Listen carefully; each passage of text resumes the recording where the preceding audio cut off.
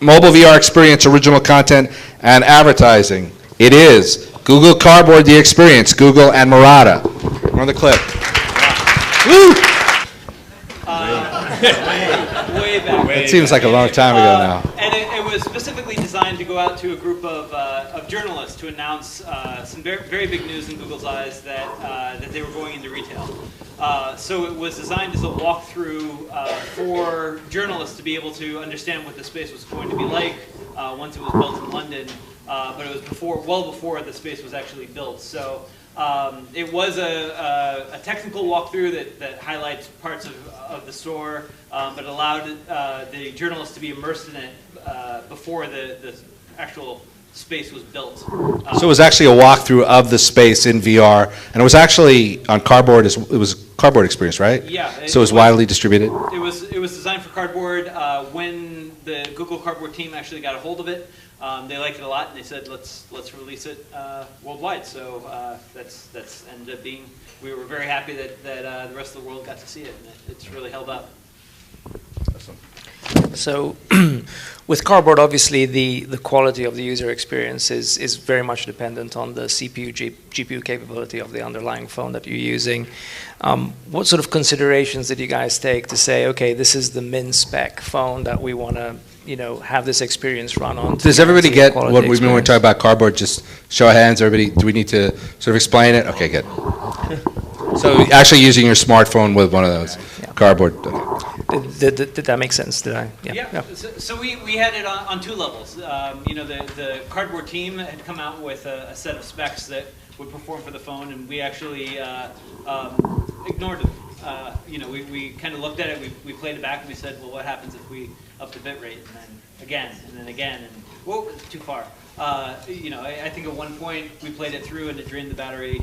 It was a 7-minute experience. We drained the battery by over 10% just on that one playback. So that one we knew, and we tested how far we could push the hardware. But that was also at a time, again, it was way back at the beginning of this year, that there was no definition of fast. You only know fast when you experience slower or faster. So we really were focused on what's the best way to experience the story, and what can we do to really make it great. So it was the first time at that time that we know of that we both had live action. We had pre-rendered CG and then real-time rendered graphics as well. So that we definitely played with different techniques for it, but it was the focus on how can we make it so people don't recognize these techniques, and how can you keep the focus on the person that's telling you the story of what the shop's going to be.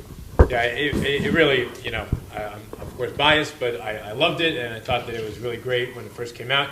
It actually was probably the best use of the jaunt camera, seamless stitching, CG, live action blend. Can you talk us through the post-production process? Because back then I think you were doing things that we hadn't seen yet. Yep. So Murata as a studio is built in a very unique way, in which we have a very bleeding edge type of technology research, and then we also have our fallback, which is our standard, very tried and true feature film production quality, that we use for everything from television commercials, the traditional media.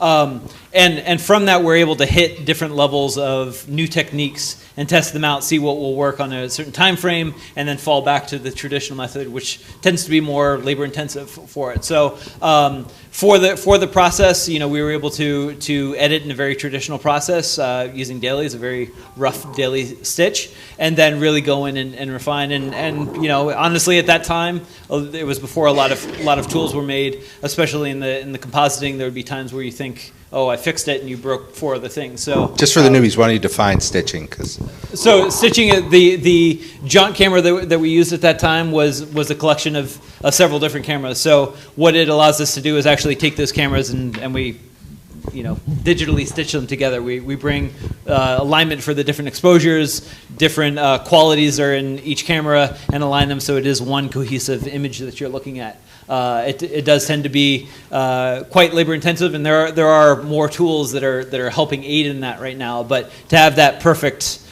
level, it is a very refined art that you're talking a couple of difference in color values can throw some people off, and they don't know why, but it is a very fine art that a lot of visual effects artists and that Murata is able to utilize. Last one, anybody else? I would like to know, since so many days ago, being early 2015, what are you planning on continuing with all that, skills that you developed? Because, it's true that very few weavers have those expertise, but very few have those expertise. It's very important, obviously, for us all that you will continue to push content, to continue to innovate, and continue to deliver experiences and storytelling that can show others what can be done. So what else are you working on since? Well, I think so much of it is our abilities as storytellers are not defined by any one piece of hardware. So as the hardware and the support systems start to further, we're also able to further the story. Whereas if we tried something 15 years ago, you'd say, it's funny, but that doesn't quite match. So we're really looking at what types of technologies are available that are never noticed. In the same way that if I started telling a story here and suddenly we're in the hills of France, you wouldn't think about it unless you started seeing pixels everywhere and noise and glitches and stuff that the technology distracts you from it. So as we start to have technologies that can further the story, it also allows us to broaden our capabilities as storytellers. Awesome, thank you. And also, thank these three guys, because you guys will release you and bring up the next crew. Big hand for Amir, and Neville, and Aaron.